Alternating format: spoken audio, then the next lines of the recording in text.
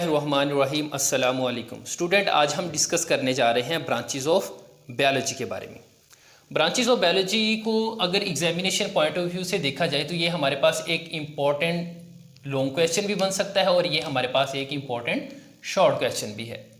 तो सबसे पहले हम जो ब्रांच डिस्कस करने जा रहे हैं वो हमारे पास है इकोलॉजी। इकोलॉजी का जो दूसरा नाम है वो हमारे पास आ जाता है इन्वायरमेंटल बायोलॉजी के हमारे पास जो इन्वायरमेंटल बायोलॉजी और इकोलॉजी ये हमारे पास एक ही चीज़ के दो नाम हैं।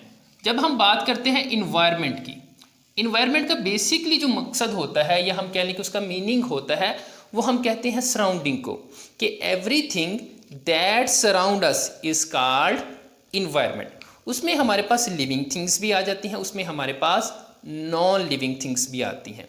मिसाल के तौर पर एक इंसान है, उसके इर्द गिर्द जो तमाम चीज़ें होती हैं वो उसके इन्वायरमेंट का हिस्सा होती हैं। सेकंड, अगर हम इकोलॉजी के वर्ड पे देखें तो ये जो वर्ड है ये हमारे पास ओइको से ड्राइव किया गया है, जिसका मतलब होता है हाउस होल्ड। बेसिकली जो इकोलॉजी टर्म है इसके अंदर हम रिलेशनशिप को डिस्कस करते हैं और वो जो रिलेशनशिप होता है वो एक ऑर्गेनिज्म का अपने इन्वायरमेंट के साथ होता है।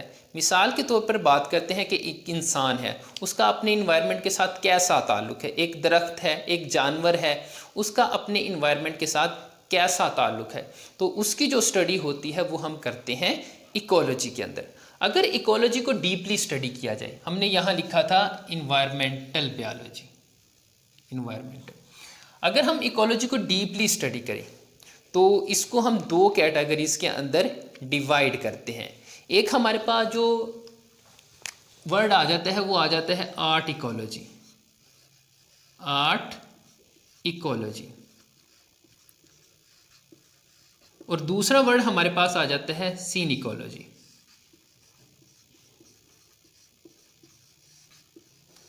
अगर हम इसकी बात करें तो रिलेशनशिप ऑफ सिंगल पॉपुलेशन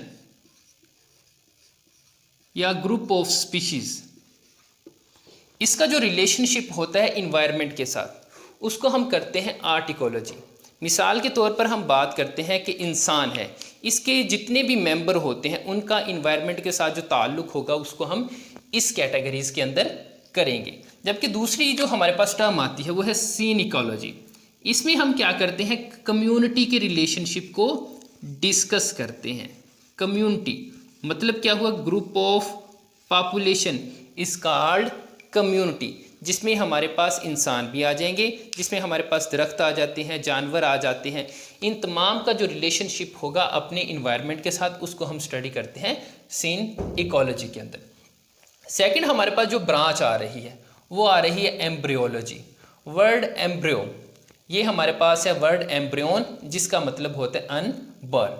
इसकी डेफिनेशन देखें तो हमने लिखा study of embryo and development of an organism, कि एक एम्ब्रियो की स्टडी और उस एम्ब्रियो से एक इंडिविजुअल का बनना, इस तमाम की जो स्टडी होती है उसको हम करते हैं एम्ब्रियोलॉजी के अंदर।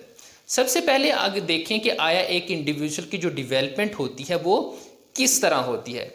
बेसिकली हमारे पास दो हैप्लाइड सेल्स होते हैं, एक हमारे पास मेल से आएगा जिसको हम नाम देते हैं स्पर्म का, दूसरा हमारे पास फीमेल से आता है जिसको हम नाम देते हैं एग का। ठीक है, अगर हम स्पर्म और एग की बात करें, ये दोनों क्या होते हैं, हमारे पास हैप्लाइड कंडीशन होती है, सिंगल एन। ये दोनों आपस में मिलेंगे और हमारे पास क्या बन जाता है, जाइगोट बन जाएगा। अगर हम जाइगोट, इसको हम फर्टिलाइज्ड एग भी कहते हैं, ये हमारे पास क्या होते हैं, डिप्लॉयड होते हैं।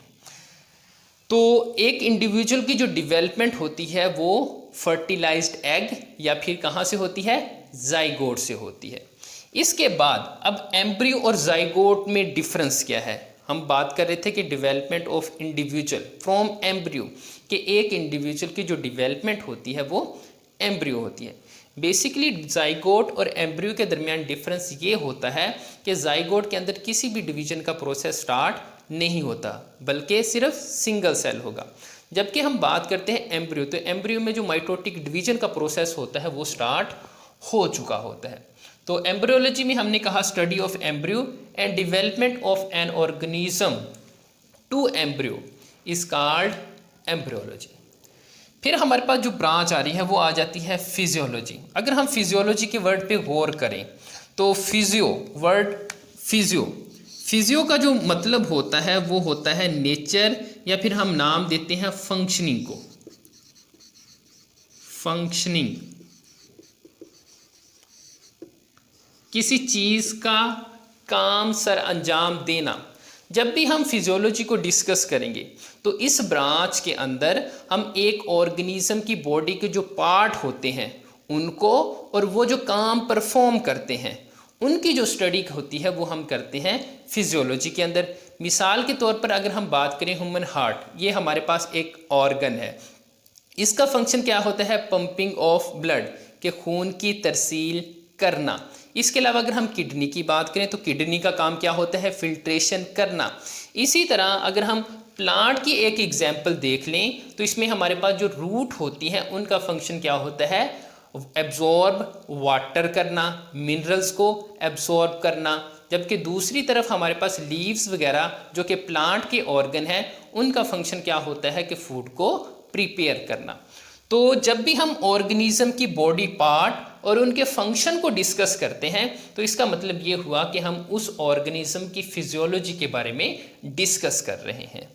सेकंड, अगर हम देखें तो हमारे पास ब्रांच आ रही है मार्फोलॉजी। मार्फोलॉजी जो वर्ड है ये मार्फ से निकाला गया है, जिसका मतलब होता है शेप, फॉर्म, या इसको हम स्ट्रक्चर भी कहते हैं। तो बायोलॉजी की वो ब्रांच जिसमें हम स्ट्रक्चर ऑफ एन ऑर्गेनिज्म, उसकी फॉर्मेशन और स्ट्रक्चर के बारे में डिस्कस करते हैं, बायोलॉजी की उस ब्रांच को हम नाम देते हैं मार्फोलॉजी। बेसिकली हम मार्फोलॉजी को जब भी डिस्कस करते हैं तो हम एक्चुअली डिस्कस करते हैं कि वो दिखने में कैसा है, उसकी एक्सटर्नल अपीयरेंस क्या है।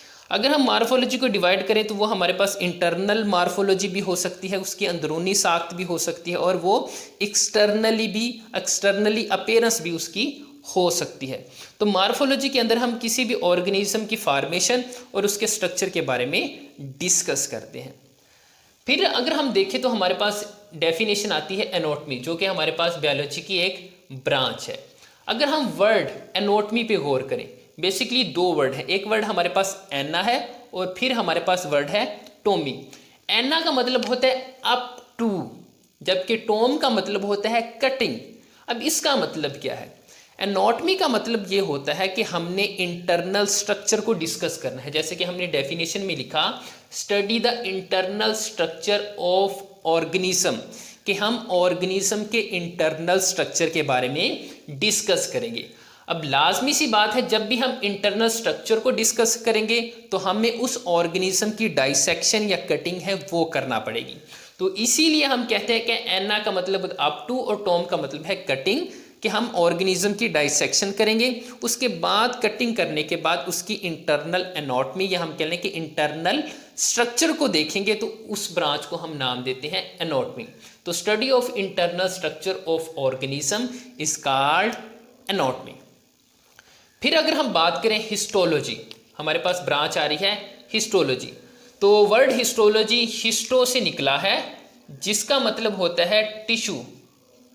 हिस्टो का मतलब होता है tissue. Microscopic study of tissue is called histology.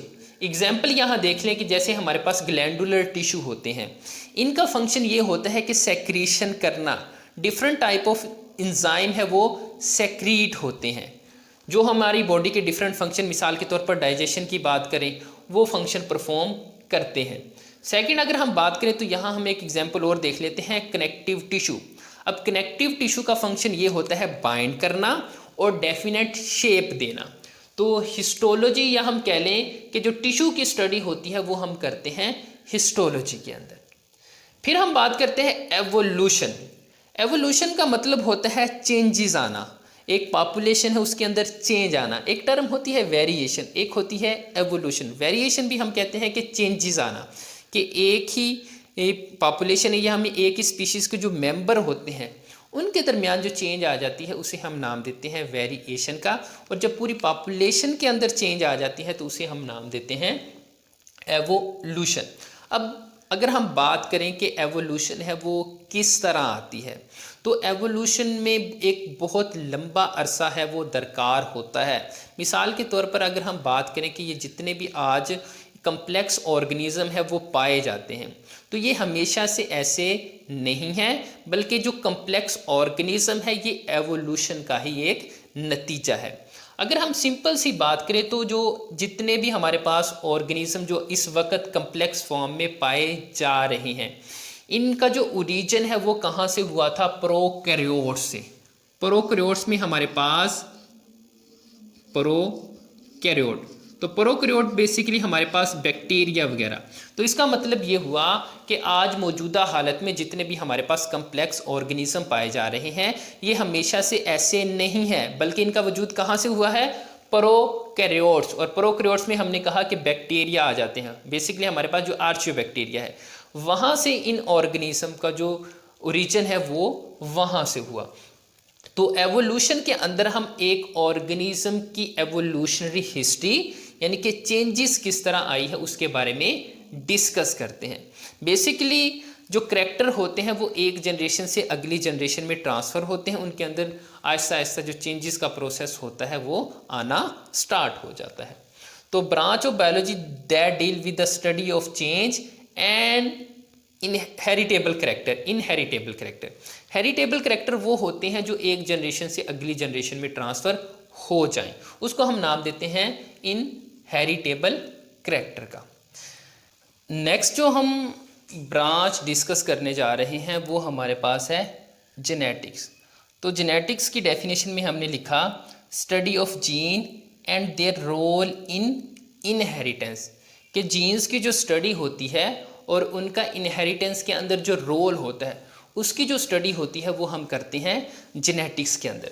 सबसे पहले देख लें कि आया जीन्स क्या है।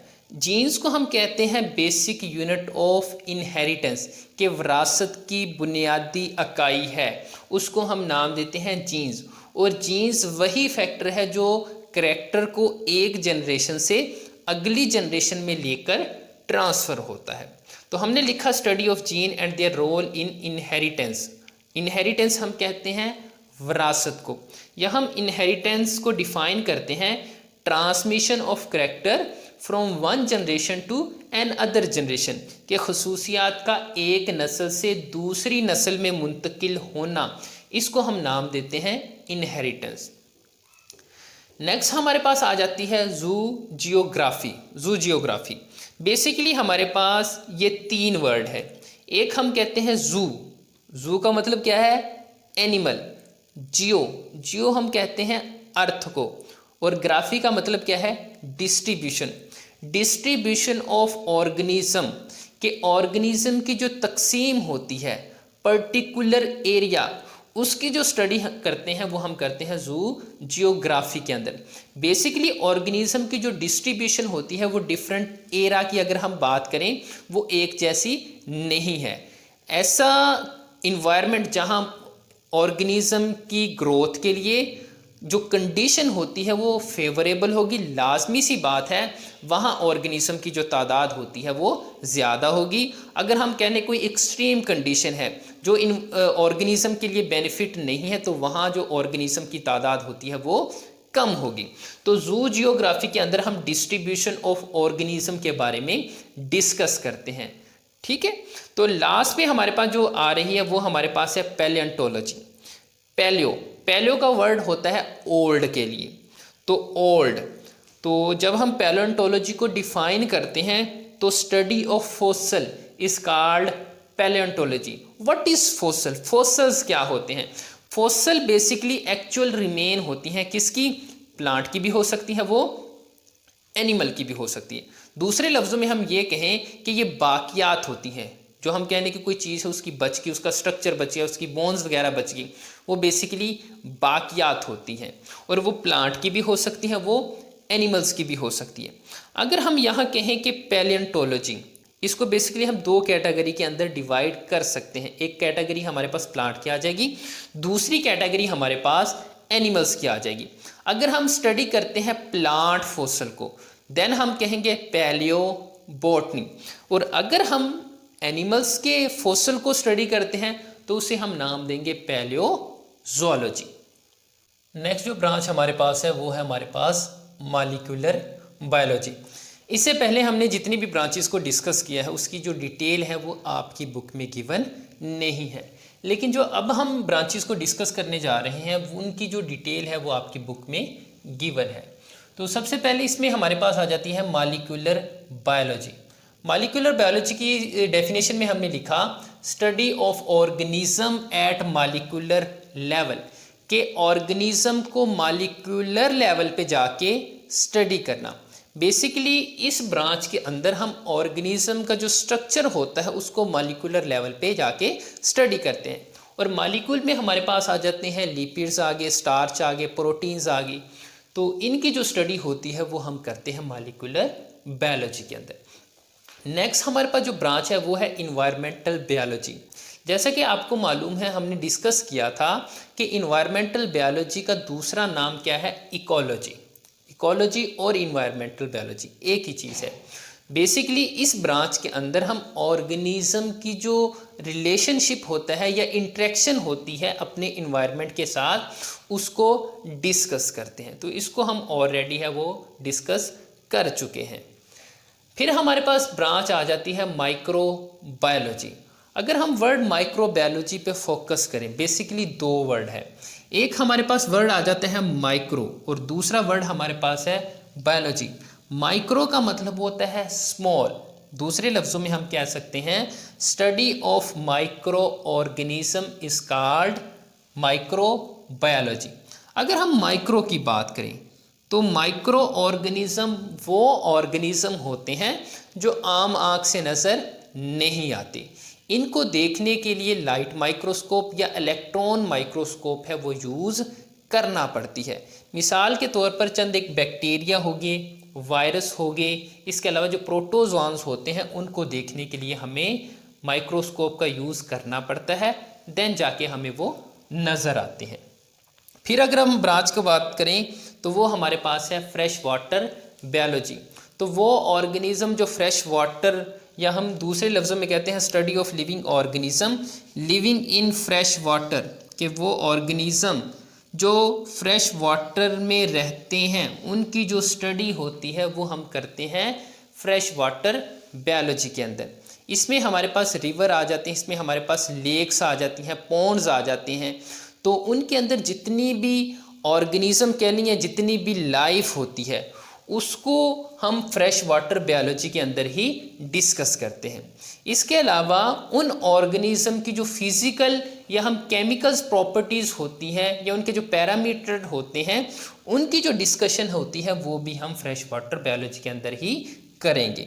तो वो ऑर्गेनिज्म जो फ्रेश वाटर के अंदर रहते हैं फिर उनकी फिज़िकल और केमिकल प्रॉपर्टी या पैरामीटर होते हैं उनकी डिस्कशन भी हम फ्रेश वाटर बायोलॉजी के अंदर करते हैं। तो इसमें हमने कहा कि रिवर आ जाएंगे, पॉन्ड्स आ जाएंगे, लेक्स आ जाएंगे। फिर हम बात करते हैं मैरीन बायोलॉजी की। अगर हम मैरीन बायोलॉजी की बात करें तो वो organism, it is a study या हम दूसरे लफ्ज़ों में कहते हैं study of organism living in marine water, कि वो ऑर्गेनिज्म या वो लाइफ जो मैरीन वाटर के अंदर रहती है उसकी जो डिस्कशन होती है वो हम करते हैं मैरीन बायोलॉजी के अंदर। बेसिकली मैरीन बायोलॉजी के अंदर हम कहते हैं कि या मैरीन वाटर की बात करें तो इसके अंदर साल्ट कंसंट्रेशन ज़्यादा होती है, जबकि फ्रेश वाटर के अंदर साल्ट कंसंट्रेशन नहीं होती, हम कहते हैं कि बहुत कम होती है। तो ऐसे ऑर्गेनिज्म जो मैरीन वाटर के अंदर रहते हैं उनकी जो डिस्कशन होती है वो हम मैरीन बायोलॉजी के अंदर करेंगे। इसके अलावा उसी तरह इसकी फ़िज़िकल और केमिकल प्रॉपर्टी या पैरामीटर होते हैं उनकी डिस्कशन भी हम मैरीन बायोलॉजी के अंदर ही करेंगे। फिर हमारे पास जो ब्रांच आ जाती है वो आ जाती है पैरासाइटोलॉजी। तो हमने लिखा स्टडी ऑफ पैरासाइट, के पैरासाइट्स की जो स्टडी होती है उसको हम नाम देते हैं parasitology. What is parasite? Parasites क्या होते हैं? पैरासाइट्स वो ऑर्गेनिज्म होते हैं जो किसी दूसरे ऑर्गेनिज्म से फूड लेंगे, शेल्टर लेंगे और बदले में उसे नुकसान पहुंचाते हैं। तो ऐसे ऑर्गेनिज्म को हम नाम देते हैं पैरासाइट। ज़्यादातर वायरस या फिर हम बात करें प्लाज्मोडियम की, तो ये हमारे पास पैरासाइट्स की एक एग्जाम्पल आ जाएगी। तो study of parasite is called parasitology. फिर अगर हम बात करें तो हमारे पास ब्रांच आ जाती है ह्यूमन बायोलॉजी। तो हमने कहा स्टडी ऑफ ह्यूमन बीइंग, कि एक इंसान की जो स्टडी होती है उसको हम करते हैं ह्यूमन बायोलॉजी के अंदर। ह्यूमन बायोलॉजी के अंदर जब भी हम उसकी डिस्कशन करेंगे एक इंसान की, तो इसमें हम उस एक इंसान की एनाटॉमी, इवन मार्फोलॉजी, फिजियोलॉजी, उन तमाम की जो स्टडी होती है वो हम करते हैं ह्यूमन बायोलॉजी। मतलब दूसरे लफ्ज़ों में हम ये कह सकते हैं कि एक इंसान की जो कंप्लीट स्टडी होती है, उसकी फॉर्मेशन, उसकी मार्फोलॉजी, उसकी एनाटॉमी, उसकी फिजियोलॉजी, तमाम की जो स्टडी होती है वो हम करते हैं ह्यूमन बायोलॉजी के अंदर। फिर हमारे पास जो ब्रांच आ जाती है वो आ जाती है सोशियो बायोलॉजी। तो हमने लिखा study of social behaviour, study of social behaviour of organism, के एक ऑर्गेनिज्म का जो सोशल बिहेवियर, उसका जो रवैया होता है, उसकी जो स्टडी होती है वो हम करते हैं सोशल बायोलॉजी के अंदर। सबसे लास्ट पे हमारे पास जो ब्रांच आ जाती है वो हमारे पास है बायोटेक्नोलॉजी। तो बायोटेक्नोलॉजी में हमने लिखा use of living organism for welfare of Mankind, कि हमने ऑर्गेनिज्म को यूज़ करना है किसके लिए? वेलफेयर ऑफ मैनकाइंड, के इंसानियत की भलाई के लिए। अब इंसानियत की भलाई के लिए हम किस तरह यूज़ करते हैं? बेसिकली हम डिफरेंट किस्म के ऑर्गेनिज्म, स्मॉल ऑर्गेनिज्म होते हैं, उनको डिफरेंट प्रोडक्ट बनाने के लिए इस्तेमाल करते हैं। जैसे हम बेकरी इंडस्ट्री की बात करें, यीस्ट की बात कर लें, इसके अलावा इंसुलिन की बात कर लें या एंटीबॉडीज़ की बात कर लें, तो उनकी फार्मेशन के अंदर हम ऑर्गेनिज्म को यूज़ करते हैं। तो इस तरह हम कहते हैं कि लिविंग ऑर्गेनिज्म या स्मॉल माइक्रो ऑर्गेनिज्म होते हैं, उनको हम मुख्तलिफ़ किस्म की जो प्रोडक्ट होती है उसको बनाने के लिए इस्तेमाल करते हैं। तो बायोलॉजी की वो ब्रांच जिसमें हम लिविंग ऑर्गेनिज्म को यूज़ करते हैं फॉर वेलफेयर ऑफ मैनकाइंड, उसको हम नाम देते हैं बायोटेक्नोलॉजी का।